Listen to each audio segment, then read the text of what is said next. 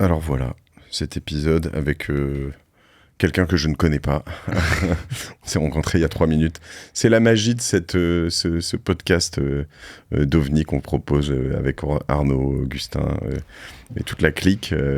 C'est d'un peu se découvrir devant tout le monde. Alexandre, je suis ravi de te recevoir. On a à peine eu le temps de discuter, juste de se faire un café, mais Voilà. voilà. Je vais me plier à un petit exercice. Je me dis que, tiens, je regarde pas, je vois Stud Apart, je vois ton visage de poupon presque. Alors, on doit te le dire souvent, je pense que tu rentres pas en boîte, c'est embêtant, mais Oui. toujours. Et bah écoute, toujours, je te garantis que quand je suis allé au ski, on m'a demandé ma carte d'identité pour aller à un bar assez connu. Voilà. Donc mes potes se foutent de À moi. la Folie Douce, c'est ça? Exactement, Ok. c'est ça. Ils ont pas voulu me laisser rentrer sans ma carte d'identité, donc voilà. Ouais, je sais pas exactement l'âge que t'as. Alors, moi, je me dis, je vois juste Stud Apart. Je me dis que t'as l'air jeune. Juste vu que t'avais monté ça en 2014. Donc, si je tire le fil, je me dis, t'as monté un business pendant que t'étais étudiant, autour d'un truc d'étudiant, qui a visiblement dû pas trop mal marcher puisque tu débarques ici et que t'es investisseur dans l'OVNI, c'est ça? Et donc, tu vas m'expliquer un peu comment c'est tout ça. Je suis pas complètement à côté, c'est ça? On est à peu près dans le T'es vrai. plutôt dans le clou, tu vois. Ok. T'as du métier. Ok, ça va. Bon, mais alors, donc, on doit te balancer quand même ton âge, du coup, pour savoir. Ouais. Donc, ouais, j'ai 29 ans. Ok, ouais. Donc, J'ai 29 ans. tu pourrais en faire 19, c'est vrai. Ouais. C'est vrai. Ok, et à 19, t'en faisais déjà 19 ou t'en faisais 12? J'en faisais bien plus jeune. Je pense Ok. que tu peux retrouver des photos de nous sur BFM quand j'avais 18 ans, quand on a lancé effectivement Stud Apart. Ouais, c'était... C'est marrant parce qu'on avait des clients qui étaient des écoles Ouais. et on se présentait à l'accueil de l'école en disant on a rendez-vous avec monsieur Untel qui était souvent soit le directeur des relations internationales ou la directrice des relations internationales. On se dit ah non mais les admissions c'est par là, etc. Non mais vraiment on n'est pas là pour passer nos euros, on est là pour vendre quelque chose, etc. Et voilà. L'histoire de ta vie, quoi. Ouais. C'est chaud.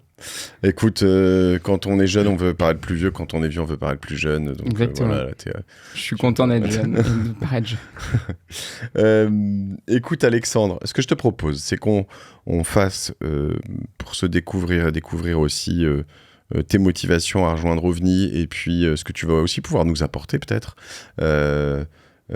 c'est qu'on fasse comme dans mon format plus Génération Do It Yourself, c'est que je te propose de te présenter si tu veux bien. Ouais.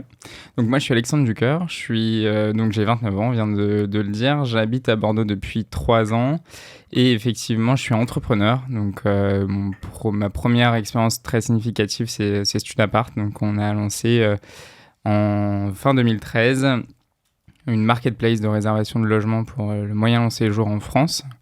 Donc on est passé par évidemment beaucoup de péripéties pour en arriver jusque là aujourd'hui.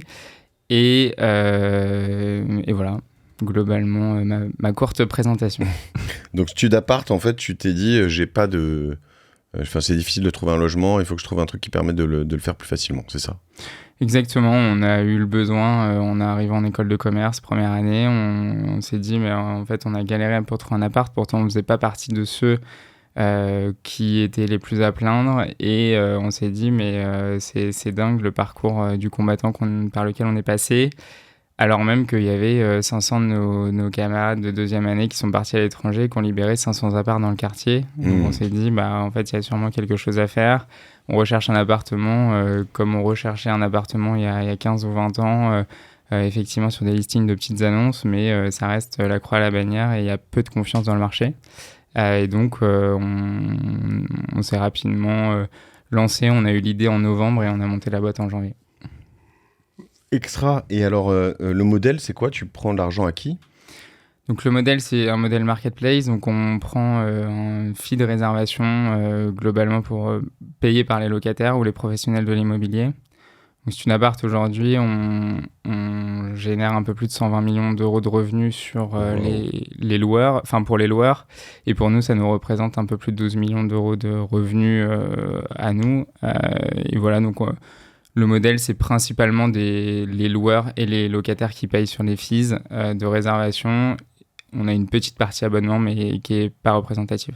Donc tu gères pas après l'appart sur Stud Apart, en revanche. Une fois que ou c'est peut-être ça ce qui est pas significatif, mais comme, je sais pas, Monsieur Hugo, Nopilo, toutes ces boîtes-là, surtout Monsieur Hugo, je crois, c'est ce qu'il fait, ou j'étais chez qui, moi, avant Rentila, ou ce genre de trucs. Ouais, Rentila, etc., ils vont te préparer toute la gestion, effectivement, administrative de tes locations. Nous, on va être là pour s'assurer que tu remplisses bien avec le bon locataire, et surtout que si tu as des problèmes d'impayés ou de dégradation, tu as un tiers de confiance qui est question d'appart. Alors justement, lundi, je vais faire installer la fibre dans un appart que je viens de terminer. J'ai 3 chambres, 3 salles de bain, 3 clés pour chaque chambre, et puis il y a des parties communes, une sorte de co-living, coloc, co-living. Ça, tu fais sur Studappart ? C'est la plupart de nos réservations. Ok, cool. Tu devrais essayer ? Je vais essayer ce week-end, il faut que j'aille faire les photos, mais très bien. Alors, qu'est-ce que tu te dis quand tu as des étudiants ? Tu te dis que ils font la teuf, tu te dis que ils restent 1 an et puis ils s'en vont, tu te dis que...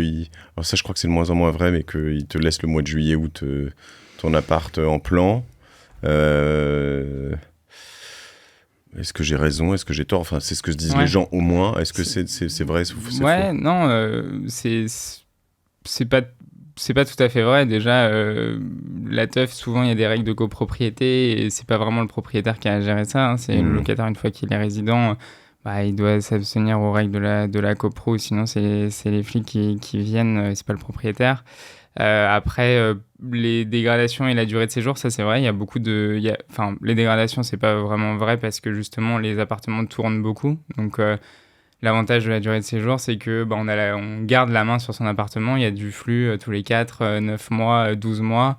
Et donc, finalement, il y a un état des lieux d'entrée et de sortie qui diffère normalement peu parce qu'il y a peu d'usure entre les deux. Et sinon, il y a un dépôt de garantie au milieu.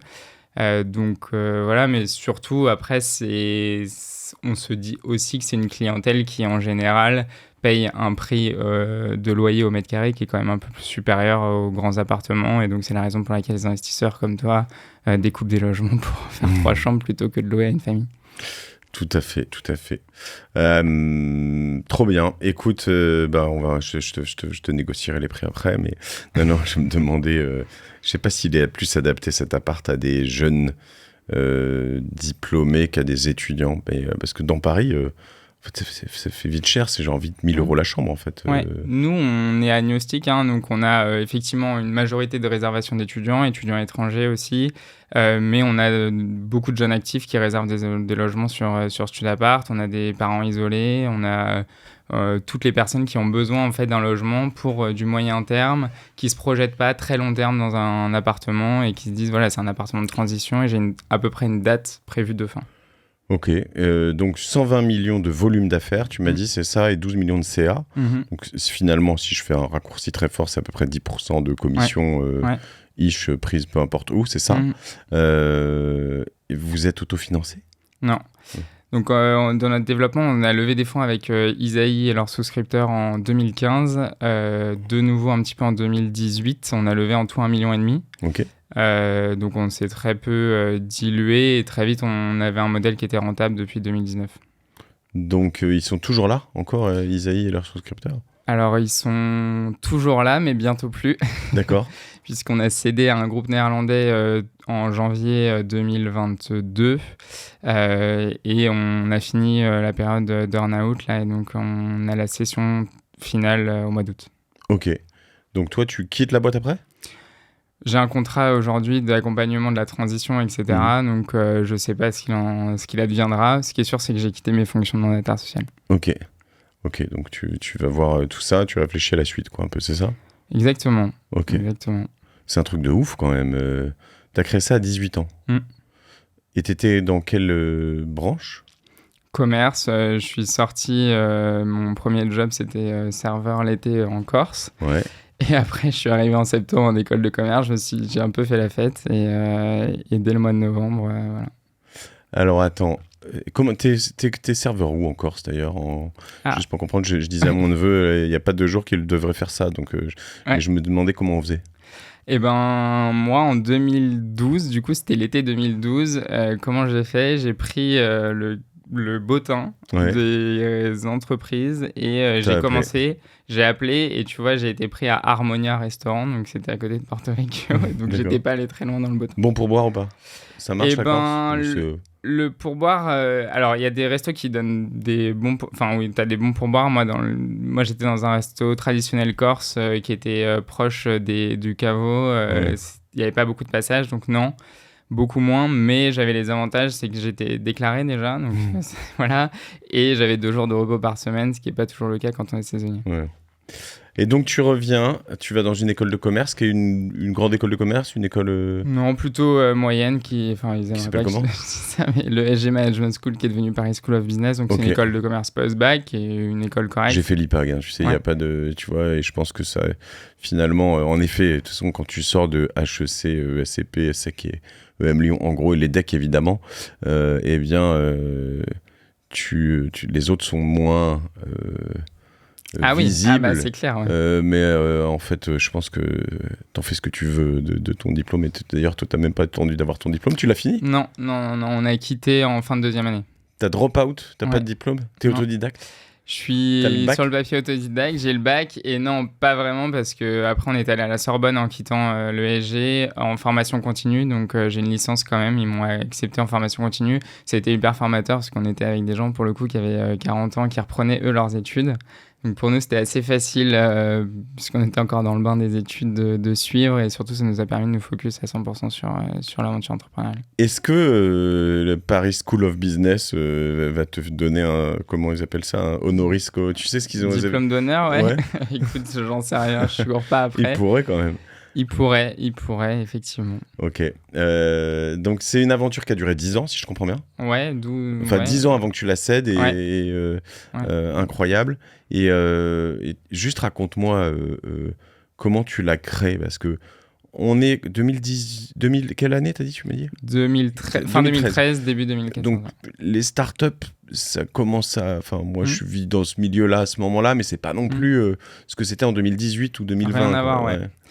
On a vécu cette période justement de tout début de la French Tech. Nous, on est la première année de l'incubateur de notre école. Okay. Donc en gros, il venait de se créer et on a fait partie des premiers candidats et premiers reçus de l'incubateur de l'école. Donc c'était effectivement dans certaines grandes écoles déjà un petit peu développé, mais dans des écoles pour autant avec pas mal de moyens comme le SG. C'était la toute première année de l'incubateur avec un staff qui n'était pas encore du tout formé à accompagner des jeunes entrepreneurs.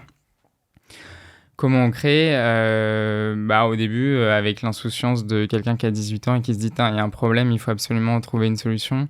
Et puis rapidement, avec les problèmes d'un entrepreneur, à savoir que on joue à ressources limitées et le temps ne joue pas avec nous. Donc, Mais tu sais pas faire de dev? Non. À l'époque, c'est pas si simple aussi non plus, ça coûte plus cher. Ouais. Tu fais comment tu fais pour juste... T'as des loueurs, t'as des propriétaires et des locataires, c'est ça en gros? C'était déjà ton... Non, le business model à l'origine, ça s'appelait pas Studapart, ça s'appelait eae-imo.com. Donc déjà, on avait un nom horrible qui s'appelait étudiants et étudiants immobiliers. Donc en gros, l'idée, c'était de se dire, les étudiants de 2e année qui libèrent leur appart, ils vont le donner aux premières années. Et nous, on va prendre un fee au milieu et on va redistribuer une partie de ce fee aux étudiants qui ont libéré leur appart. Donc, ils vont avoir intérêt à nous donner finalement l'info qui parte. Donc ça n'a pas du tout marché. On avait un business plan, on devait faire 350 000 euros de chiffre d'affaires, on a fait 1000. Ok. Et on a, pour le dev, en gros, on est parti avec 20 000 euros de départ avec mon associé. Et on a dépensé 18 000 euros de ces 20 000 euros dans la première version du site internet. Okay. On a dû mettre à la poubelle au bout d'1 an. Enfin, même au bout d'1 semaine, on savait qu'il n'allait pas du tout fonctionner comme ça.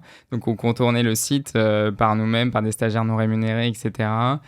Et on a eu la chance, après cette première itération, de recruter quelqu'un de l'école 42. C'était pareil, c'était la première année de l'école 42 en 2014.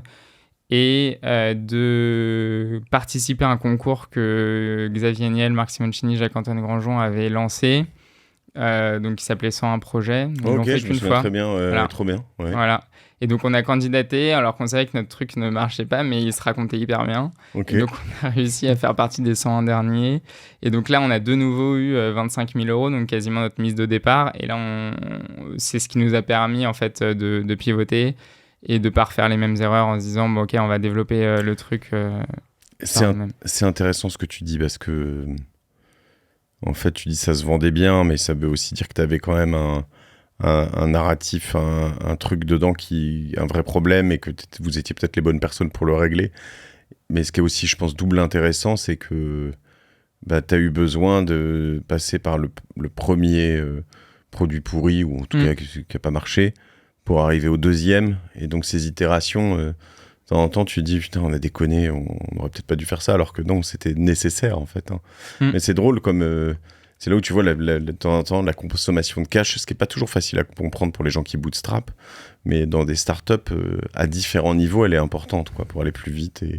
C'est clair. Après, nous, en fait, le vrai tournant dans l'aventure, c'est notre posture en se disant, en fait, on va pas développer... Enfin, on a une idée, mais en fait, la solution, on l'a pas. Et on va écouter, du coup, le marché, alors que au tout début, on s'est dit, OK, on a une idée, en plus, on a la solution. Et en fait, on a peu écouté les gens. On pensait que le marché, il était en retard, etc. Enfin, qu'on était un peu trop en avance sur le marché.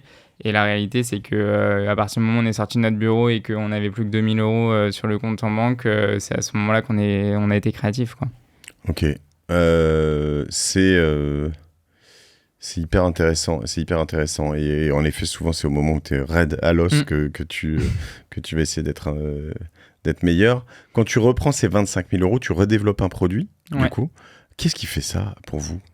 Notre dev qu'on a associé après derrière Capital, donc de l'école 42, qui était un petit génie du code et qui lui, pour le coup, était hyper bon développeur et surtout bon pour craquer la phase de 0 à 1, c'est-à-dire faire les premières lignes, développer très vite, tu lui dis le matin ce que tu veux, quasiment le soir, t'as les premiers résultats déjà en ligne. Alors, c'est pas hyper propre, mais ça marche et ça nous permet surtout d'avancer et d'itérer. Donc, tu es une marketplace, tu dois avoir des propriétaires et des locataires. Par quoi tu commences ? Ça a été finalement ça le plus dur. Et en gros, l'énorme changement dans notre modèle, il a été de passer d'un modèle B2C à un modèle B2B2C. Donc, en gros, on est passé de nous qui faisions du marketing à aller voir les écoles et universités. Et en fait, on est allé voir une première école qui nous a dit, mais en fait, moi, ce que je veux, c'est pas un partenariat avec vous, c'est ce que vous faites, je le veux pour mon école. Et du coup, c'est ça qui a tout changé, c'est-à-dire qu'on s'est mis à être invisible. Donc, toute la phase de 2015 à 2019, Studapart n'existe pas.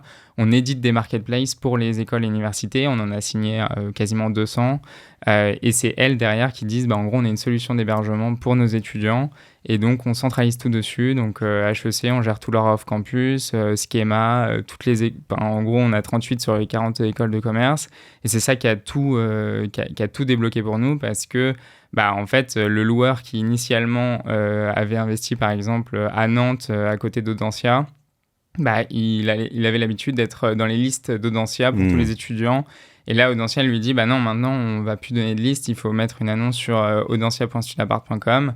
Et donc, c'est comme ça qu'on a finalement craqué l'acquisition de loueurs, en plus en craquant la confiance d'un coup, parce que on n'était pas Studapart, on était Audencia Studapart. Et donc, on était même housing pour audencia.edu au début. Maintenant, on est visible, on est audencia.studapart.com, mais avant, on faisait même des sous-domaines totalement en marque blanche pour les écoles. Donc, on peut, en effet, je vois certaines écoles, là, avoir... donc, je peux aller sur une école plutôt que d'aller sur Studapart et dire je vais être proposé à cette école. Exactement. C'est pas mal. Exactement. Donc, en fait, il y a le sentiment déjà d'exclusivité. Donc, pour tous les étudiants internationaux, c'est génial parce que l'école, elle lui dit en fait, oui, on a une solution d'hébergement off-campus, là, pour le cas d'HEC, pour ceux qui n'arrivent pas à héberger sur le campus. Et donc, dessus, on centralise les offres des propriétaires qui ont l'habitude de louer à des étudiants d'HEC et tout le parc et le portfolio de Studapart, puisque aujourd'hui, ça représente quand même 99% de l'offre proposée sur ces marketplaces-là sont des offres Studapart parce que le loueur qui loue à HEC ou à l'université Paris-Saclay en fait, un étudiant, lui, son objectif, c'est quand même d'être rempli. Et donc, les écoles bénéficient de notre réseau mutualisé d'offres derrière. Mais le hack du début, c'est vraiment l'école qui nous l'a apporté. Ok. Et, très clair. Et alors, ça, l'école, tes premiers euros, ils viennent d'où? C'est les écoles qui te les donnent? Premiers euros, c'est les écoles qu'on fait payer. Ça a été vraiment un élan, quelque chose d'hyper important dans notre modèle. C'est que oui, c'est eux, in fine, qui nous apportent les clients. Mais vu qu'on leur apporte un service, il fallait qu'elles nous payent, surtout pour qu'on ait accès aux décideurs à l'intérieur des écoles. Parce qu'il ne suffit pas de signer l'école en mode « oui, on est partenaire avec HEC », mais c'est vraiment est-ce qu'on est implémenté à l'intérieur d'HEC. Et pour être implémenté, il faut à un moment donné que les décideurs prennent la décision. Tu payes combien? 3 000 € par an. 3 000 € par an. Donc voilà, ça représente très peu de nos revenus aujourd'hui, les écoles et universités. Mais c'est quand même important qu'il y ait ce fee parce que ça engage, parce qu'on leur offre aussi un service, c'est-à-dire que, par exemple, toutes les problématiques d'hébergement off-campus de ces établissements-là, même si les étudiants n'ont pas forcément réservé via Studapart, il y a un Indien qui doit arriver dans l'école à une semaine de démarrer les cours, il n'a pas de logement, c'est notre service support qui va aller l'accompagner, y compris sur des offres qui peuvent être en dehors de Studapart. Ok, extra. Comment tu vois toutes ces ressources à cet âge-là, je veux dire, ça te venait d'où? C'est tes parents, t'avais des rôles modèles, enfin, c'est assez chaud quand même, je veux dire. Depuis tout petit, alors déjà on a baigné un petit peu dans un environnement avec mon associé entrepreneurial, plutôt industriel de mon côté. Mais depuis tout petit, j'ai un peu ça en moi. Je vendais déjà des petits trucs à l'école, mon associé encore plus. Donc il y avait un peu shit. Non. Je sais pas, tu me dis je vends des petits trucs, j'essaie de savoir ce que c'est. Non, mais c'est par exemple, je troquais des cartes Pokémon, des trucs, enfin j'étais vraiment déjà dans le truc. C'est bon, il y a prescription, hein, tu peux nous le dire. Non, mais j'étais pas là-dedans. Et puis mon associé, il faisait venir des trucs de Chine, il avait un catalogue, il vendait des maillots de foot officiels ou sous-officiels. Quand il s'agit de toi, tu balances pas, mais là, ton associé. Ok, ouais, ça c'est vrai que c'était fou. L'époque de la découverte de Alibaba et tout, là, 2012-2013, tu vendais des trucs. Après, il y a eu le dropshipping, tout ça, mais incroyable. Ok. Vous avez créé quoi, une SAS à deux, puis avec votre associé, enfin. Ouais, au début, on avait fait une SARL, puis après, les conditions d'entrée d'Isaïe, c'était de passer en SAS. Okay. Donc, on est passé en SAS. Et Isaïe, un gros fonds comme ça, pardon, on va pas bitcher sur les concurrents, c'est pas l'idée, mais un gros fonds comme ça qui voit de petits jeunes comme ça, il y a pas un moment, ils se disent on va se les farcir. Alors se les farcir non, mais on a été refusé d'Isaïe. L'histoire c'est qu'en fait on a été refusé d'Isaïe avec leur mail très gentil automatique parce on faisait partie des 2000 qui avaient déposé notre dossier sans aucun réseau sur le site et ils ont pas fait je crois un invest sur les gens qui ont déposé leur dossier directement sur le site. Et puis, ce qui s'est passé, c'est que mon associé, il est passé sur French Web et Geoffroy Roux-de-Bézieux, du coup, qui est un des associés fondateurs d'Isaïe, a vu la vidéo de mon associé sur French Web et il avait galéré l'été d'avant pour trouver un appart pour son fils. Et donc, la problématique lui a parlé, il a fait contacter son conseiller financier, il nous a fait contacter. Et on est repassé par la petite porte, du coup, chez Isaïe, propulsé par Geoffroy Roux-de-Bézieux qui a dit, après nous avoir rencontrés, moi, je vais investir et j'aimerais bien que Isaïe co-investe avec moi. Et donc, on est passé par le process derrière Isaïe. Et quand on a pitché devant tous les souscripteurs, vu que notre tour était un peu sur-souscrit, on a plutôt bien négocié nos conditions d'entrée. On n'était pas à plaindre. Ok. Tu peux nous les donner, non, peut-être ? Ouais, bien sûr. On a levé 700 000 € alors qu'on faisait 40 000 € de revenus. Donc en 2015, hein, donc on resitue aussi les montants qui après ont un petit peu explosé sur une valo pré-monnaie à 3 millions. Ok. Ouais, donc ça fait en effet une faible dilution. Tu es aux alentours de 20%. Ouais. Extra. Et donc tout ça a grossi très vite derrière, puisque... on fait 1 million. Ouais, en gros, on fait 1 million en 2017, 2 millions en 2018, pas loin de 3 en 2019. 2020, on fait le même chiffre d'affaires pendant le Covid. 2021, on fait 4 millions et demi. 2022, on fait 7 millions et demi. 2023, on fait 10 et demi. Et cette année, on va faire entre 12 et 13. C'est genre que vous êtes rentable depuis un bout de temps, du coup, non ? Ouais, depuis 2019. Waouh. Ouais, donc après, très rentable, du coup, parce que j'imagine que... C'est un modèle qui est effectivement assez rentable. Enfin, on a un modèle marketplace, donc on prend des frais de réservation. Effectivement, on a quand même une équipe de 70 salariés, donc on a des charges. On fait du marketing. Maintenant, on a quand même plus de 50% de nos revenus ne viennent plus des écoles, maintenant viennent en direct sur la marketplace. Donc on a des charges marketing qu'on n'avait pas avant. Mais néanmoins, oui, c'est un business rentable. Et vos concurrents parce que finalement, tu as une concurrence finalement un peu des plateformes de genre Airbnb ou de... Airbnb, pas trop. Je sais que tu pouvais faire du moyen terme sur Airbnb de plus en plus. C'est vrai. C'est vrai, mais le propriétaire Airbnb qui fait du moyen terme, souvent, il couple avec du long terme, avec du court terme, parce qu'il a atteint ses 120 nuits ou il a atteint les limitations qu'il peut avoir sur Airbnb.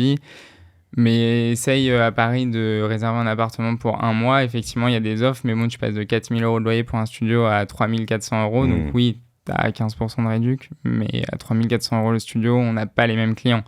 Donc nous, nos concurrents principaux sont les plateformes Le Bon Coin, Se Loger, PAB. En fait, c'est toutes les plateformes qui sont proposeurs d'hébergement sur le digital, quoi. Et les propriétaires, en passant chez toi, ils ont quelques garanties, hein, c'est ce que je voyais sur le site. Ce qui fait la grosse différence, c'est qu'on est un tiers de confiance. Donc, en gros, nous, on est gratuit pour les propriétaires particuliers. Donc, par exemple, toi, tu mets ta coloc ce week-end sur Studapart. On est gratuit pour toi. C'est ce qui te fait, en fait, l'adhésion aussi au service. Tu prends pas de frais, toi, pour les locataires. Donc, on va pas te charger de frais. Par contre, tu as intérêt à passer via nous parce que tu sais que les impayés, on va les prendre en charge s'il y en a. Et surtout les dégradations immobilières gratuitement pour toi. Okay. Donc, en gros, tu vas recevoir des dossiers complets. Tu verras, l'app, elle est hyper friendly à utiliser. Et en plus, tu as ce truc de je suis en confiance parce que si j'ai un problème, eh bien, j'ai une garantie derrière. Comme si, quand tu loues sur Airbnb, en tant que loueur et hôte, tu as une garantie et sur Studapart, pareil. Les problèmes, il y en a beaucoup. Il n'y en a pas beaucoup, mais quand il y en a, ils sont parfois lourds à gérer. Donc non, le modèle, c'est qu'heureusement, il n'y en a pas beaucoup, sinon ça serait compliqué. Mais il vaut mieux pas tomber. Souvent, la médiation suffit pour gérer les problèmes.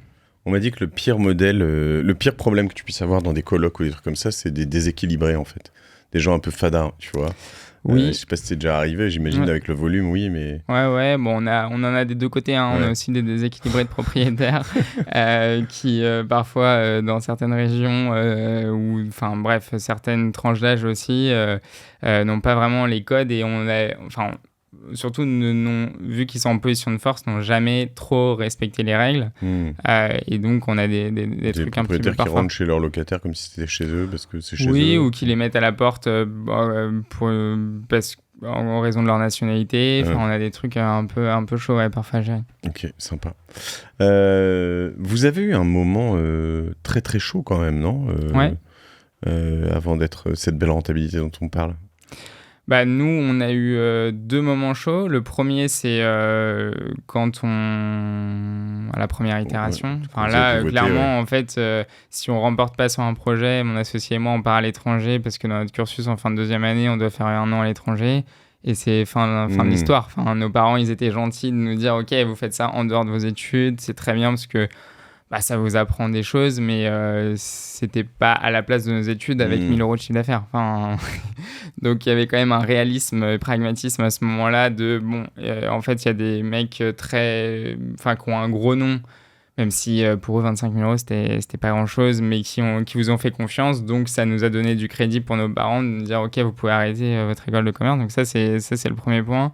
Et le deuxième, c'est effectivement, avant de relever des fonds en 2018, on se lance en fait à fond, et ça c'est un apprentissage, on se lance à fond dans le côté, ok, on va acquérir des propriétaires particuliers. Avant, on travaillait principalement avec des loueurs professionnels et donc on commence à dépenser pas mal d'argent. Et vu qu'on avait une bonne croissance et une bonne traction, on était plutôt en confiance avec nos actionnaires. Et la négo a été à ce moment-là très dure parce que... c'est à ce moment-là où on a appris que tant que tu n'avais rien de signé, il valait mieux aller voir le marché et avoir des offres parce que les tours internes que tu refais alors même que tu es en train de dégrader ta trésorerie, etc., sont même si le business va très bien et qu'en board, tout le monde est ultra supportif, au moment où il faut négocier les termes, vaut mieux avoir 2 term sheets en face de toi. Écoute, intéressant, je suis en train de penser à ça, tu vois. Un autre co-living que j'ai à Colombes, sur lequel j'ai insté un truc dispo, mais je sais pas si les zones comme ça où t'es loin des... là, t'es en 2e ou 3e couronne, ça se loue pareil. Colombes, nous, on a... Enfin, voilà, aujourd'hui, en France, on est l'acteur numéro 2 après Foncière en nombre de réservations d'hébergement. Donc, on a énormément de villes. Colombes, c'est accessible par la ligne L, je crois, pour la Saint-Lazare. Enfin, t'es à 10 minutes de Saint-Lazare ou 20 minutes de Saint-Lazare. Les étudiants ou même les jeunes actifs, c'est hyper zone d'achalandise. Après, c'est la loi de l'offre et la demande. Ouais. Et là, tu mets une annonce, je sais que dès demain, tu auras plein de demandes, il n'y aura pas de problème. Super intéressant. Écoute, je vais aller poncer ce Studapart. Mais maintenant, tu t'en fous peut-être alors parce que... Non, juste pour finir là-dessus, la problématique, c'est plus l'offre que la demande. Hein, on est d'accord? Bien sûr, oui. Okay. Alors après, encore une fois, ça dépend du segment et ça dépend de la ville et de la période. Mais en moyenne, oui, largement. Après, en plein mois de mars à Saint-Étienne, la problématique, c'est la demande. Et là, la demande, cette problématique, elle évolue. Oui, la demande, tu parlais des périodes, pardon, je me suis perdu. Des périodes, là, en juin, tu peux louer un truc à des étudiants? C'est possible, ouais. Ouais, carrément, surtout à Colombes, parce que Paris, Île-de-France, c'est un marché un petit peu à part par rapport au reste de la France, parce que ça concentre à la fois toute la partie stage, alternance et la partie études. Ce qui est un petit peu différent d'autres villes de France, par exemple comme Grenoble, où je suis étudiant à Grenoble École de Management. Il y a de fortes chances que je fasse mon stage en Île-de-France.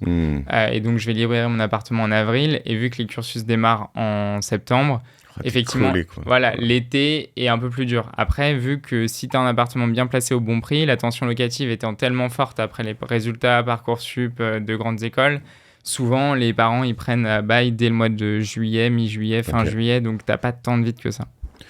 Pourquoi t'as vendu tout ça une fois que c'est rentable et tout? Tu t'es pas dit à un moment, finalement, je vais racheter Isaïe, je vais vivre sur ce truc, je suis bien.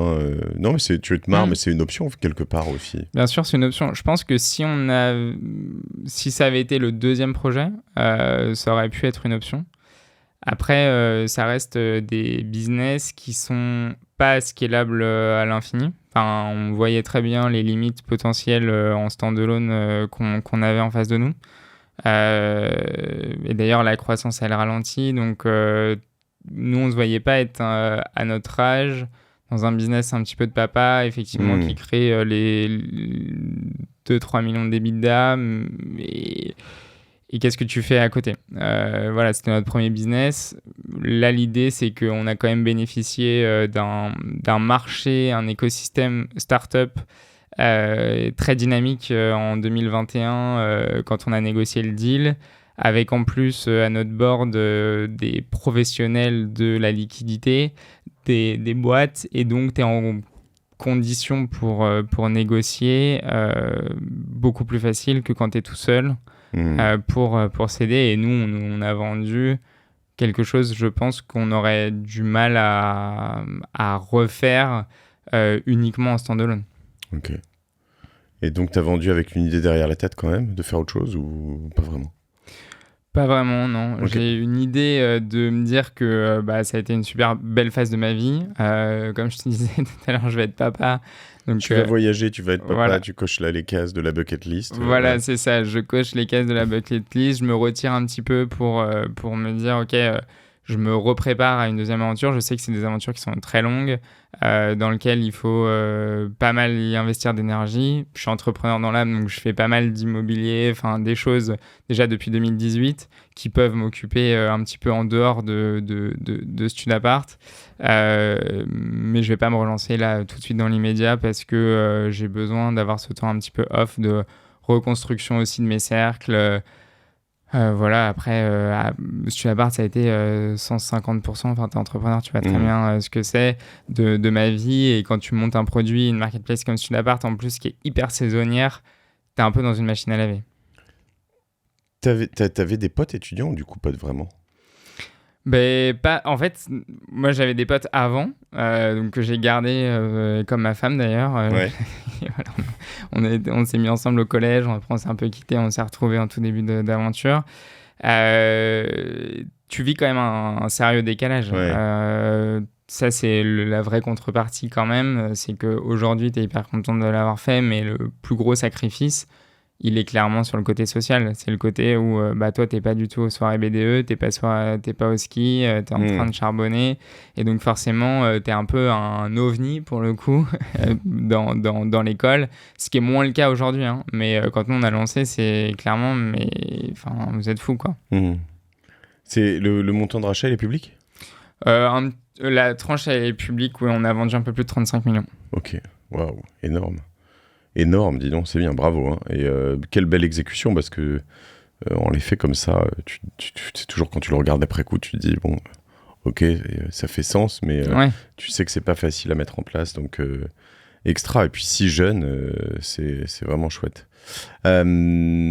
Tu t'es pas dit que tu allais faire de l'invest solo, toi ? Tu t'es pas dit, je vais être plus smart que tous les VC et je vais me lancer en business angel ?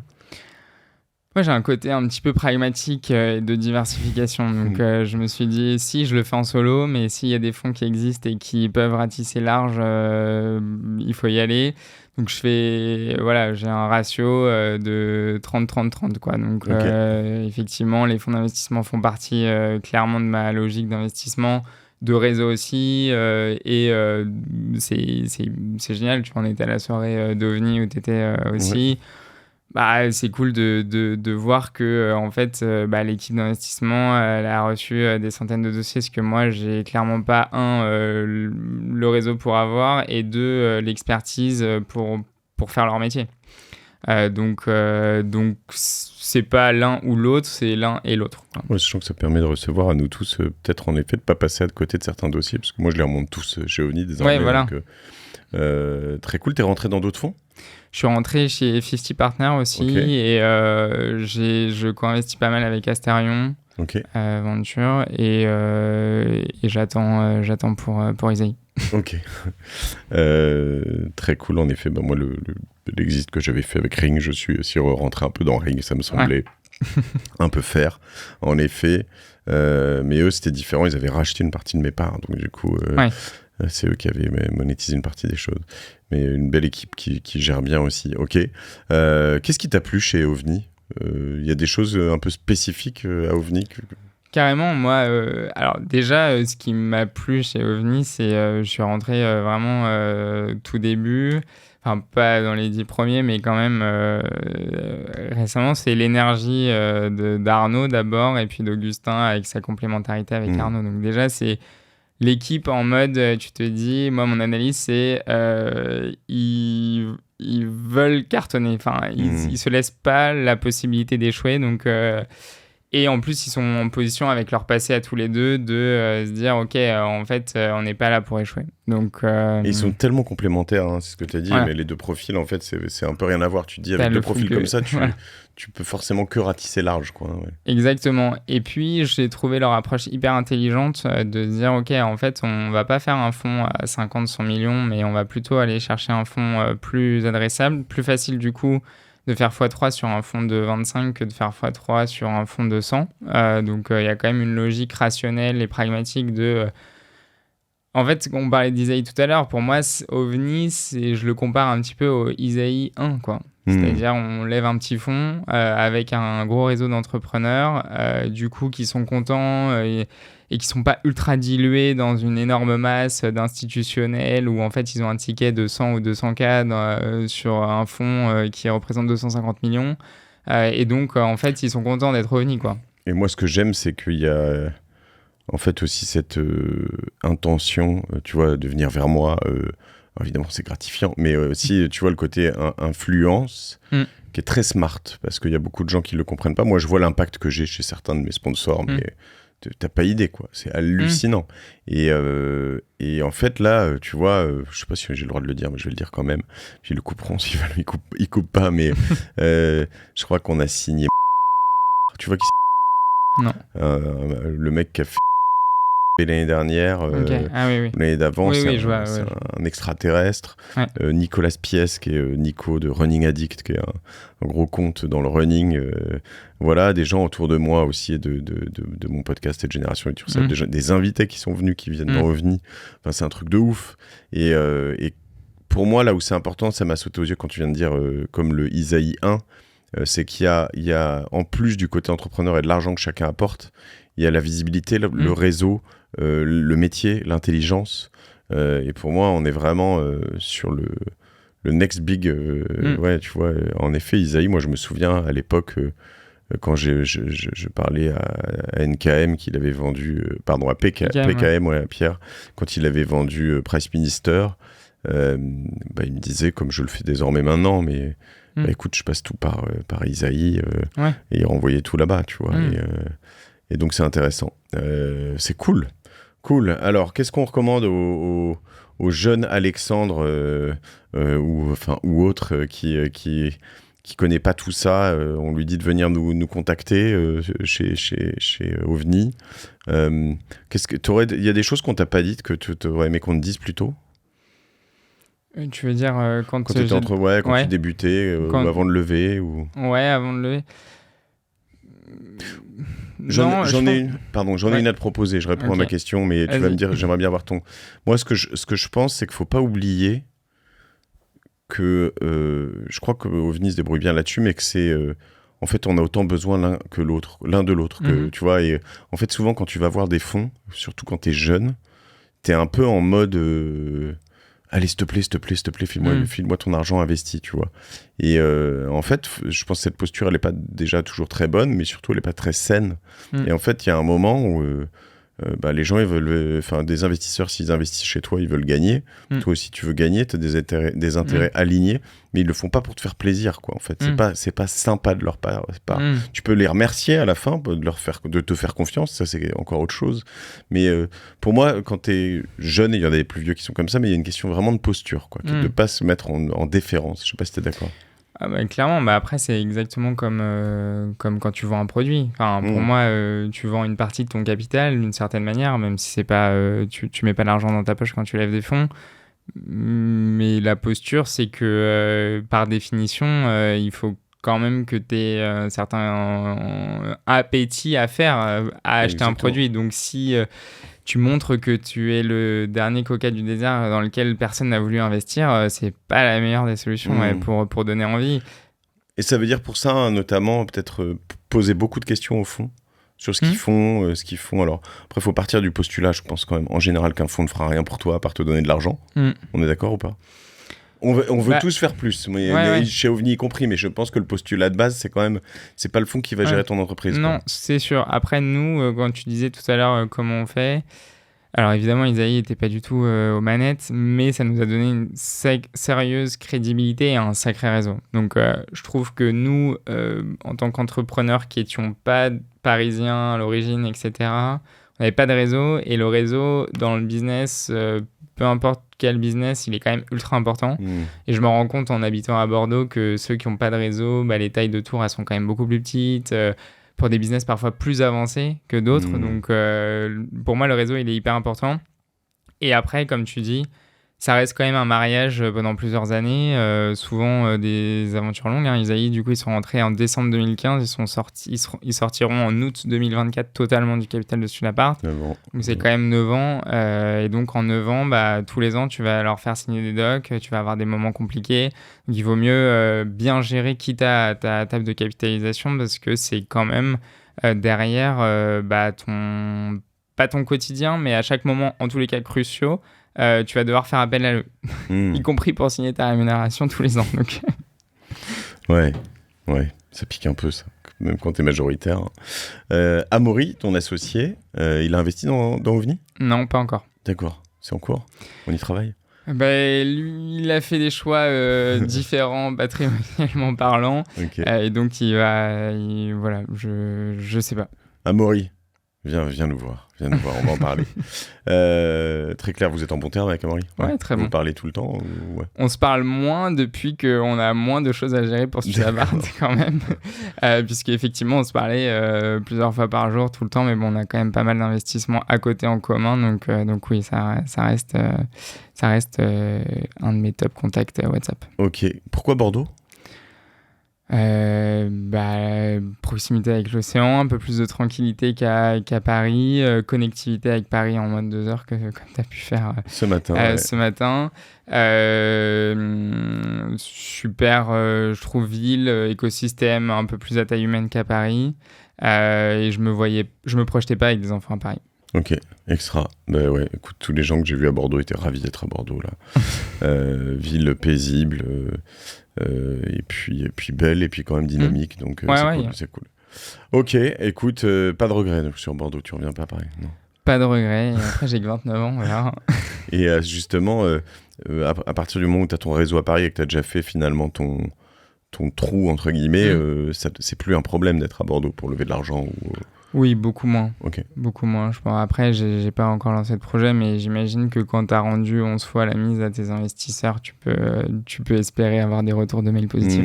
Je pense que tu as raison, et je pense que par moment, ça peut même être un plus, en l'occurrence, pour plein d'histoires de coûts, de recrutement, d'équipe. Ouais. Moi, ce matin, j'étais avec un ancien invité de Génération Yourself qui s'appelle Gilles Raymond, qui cartonne. Lui, il habite entre Bordeaux, San Francisco et Maui, je crois. Il monte ses projets comme ça, il bosse. Ça change plus rien une fois que tu as prouvé, de toute façon. Ok, très clair. Où est-ce qu'on te contacte sur LinkedIn, Alexandre Ducoeur? Ouais, ok, tout attaché, Ducoeur. Comme ça s'écrit. Voilà. J'ai pas et les plays. Écoute, très bien. Pas de prochain projet. Il y a des choses où on peut te contacter. Je sais pas. Pourquoi on te contacterait? On peut me contacter déjà pour des conseils sur l'entrepreneuriat. On peut me contacter pour lever des fonds. Donc, j'ai investi quand même quelques tickets dans pas mal d'entreprises. Et voilà. Ok. Bon, très bien. Et voilà. Alexandre Ducoeur, merci pour ton temps. Bravo, c'est impressionnant tout ça. Bravo pour Sud Appart que je vais poncer ce week-end, donc. Et puis... Je vérifierai lundi. Hein. Ouais. Il est probable que je fasse tout ça en l'occurrence. Et puis, écoute, on va tester tout ça. Je suis impatient de voir la suite de tout ça. Et puis, je suis ravi de t'avoir comme associé LP dans OVNI. Ravi, pareil. Parce que, tu vois...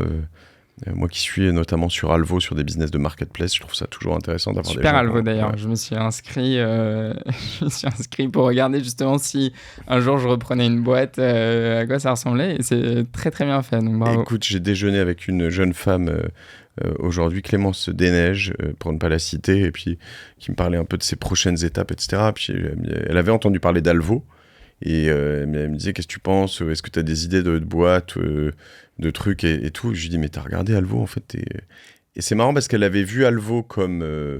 elle trouvait que l'idée était bien, comme une start-up, mais elle s'était pas sentie concernée elle-même pour racheter une boîte. Ouais, pour racheter je lui dis, mais mets-toi des alertes en fait, tu vas voir, c'est mind-blowing quoi. Enfin, tu reçois des trucs, il y a des moments tu te dis, ah ouais, bon là celui qui me fait marrer en ce moment, j'irai pas, je vous le dis tout de suite. De vente de cochons. Ouais, tu l'as vu dans ma newsletter, non? Ça me tue, j'y ai pensé, mais tous les jours je me dis, bon je le ferai pas. En gros c'est découpé et emballage de viande de porc. Ouais. Bon tu te dis, je suis pas sûr d'être prêt à entendre des animaux crier toute la journée. Non. Mais je me suis pas projeté à apporter de la valeur à ça, je me suis dit, bon ça, c'est un super business apparemment sur le papier. Ouais, mais 15 millions de CA et tout. Non mais voilà. Mais en revanche, il y a des trucs comme ça. Ce week-end à la Villa Maria, je pense que je vais l'inviter d'ailleurs. Là, hier soir, j'ai vu un mec qui a acheté un business qui fait des lagons.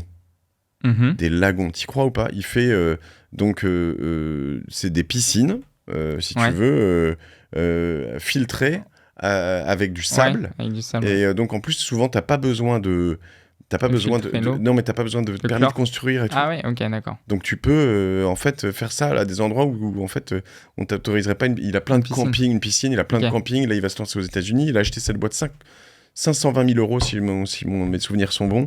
Il fait plus de 4 millions 3 ou 4 ans après, il fait plus de 4 millions de CA. Il fait plus d'EBITDA que le prix qu'il l'a racheté il y a 4 ans, tu vois. C'est une belle histoire. Et il s'éclate. Et bon, c'est des lagons, tu vois. Faut avoir... Bah, l'avantage, c'est que du coup, je trouve que quand tu veux racheter une boîte, tu peux redémarrer une phase de 0 à 1 si tu as un changement de business model ou l'addition, par exemple, d'une autre verticale de cette boîte, mais tu as déjà une sorte de cash flow, enfin, tu as amorti déjà, tu as des premiers clients, enfin, soit une petite équipe, tu pars pas totalement de zéro. Et du coup, je trouve que ça coche pas mal de cases. Quand tu disais tout à l'heure pourquoi ne pas être resté chez Studapart, parce que il y avait plein de raisons, mais quand même, si tu refais une boîte, cette phase où tu as 0 salarié, 0 rien, elle est quand même un peu ouais, je un te peu confirme, dure. je te confirme. Je crois que celle-ci, moi, je la ferai. C'est celle où je suis fort, mais je suis pas sûr d'avoir encore envie de la faire. Parce qu'en fait, tu t'apportes pas tant de valeur que ça dans cette partie-là, en fait. Tu vois, faire ton premier million, c'est hyper dur. Ah ouais, bah clairement. C'est hyper dur. Alors que, bon, alvo.market, ovni.vc, Voilà. vous nous suivez sur LinkedIn. Moi, c'est Mathieu Stéphanie. Toi, c'est Alexandre Ducœur. Sur Insta, où vous voulez. Moi, je suis ravi de vous retrouver. Merci, en tout cas. On se régale. On reçoit de plus en plus de messages des contenus, autour des contenus Alvo. Ouais. Je suis trop content. On a même des amis, confrères VC qui sont gentiment jaloux. Je dis ça gentiment parce que voilà, je des pense contenus OVNI alors. Ouais, des contenus, j'ai dit Alvo, pardon, ouais. des contenus OVNI, Okay. ouais, qui nous disent, je pense à Thierry Van Val, Wind, avec des tas de gens qu'on adore. Et voilà, moi je leur passe un coucou à Thierry comme à d'autres parce qu'en fait. Bon, c'est notre edge, mais nous, on est toujours content de bosser avec vous aussi. On pense à vous, envoyez-nous aussi des beaux dossiers, on vous enverra des nôtres par la même occasion. Je sais qu'on est dans un secteur très concurrentiel et à la fois, c'est un secteur où il faut bosser en très bonne intelligence entre à la fin, on est concurrents, mais aussi amis. Ouais. Ça dépend du moment. Exactement. Je préfère partager plein de NVIDIA à plusieurs que très peu de casseroles tout seul. Allez, salut tout le monde, c'était un grand plaisir. À plus sur ovni.vc. Salut.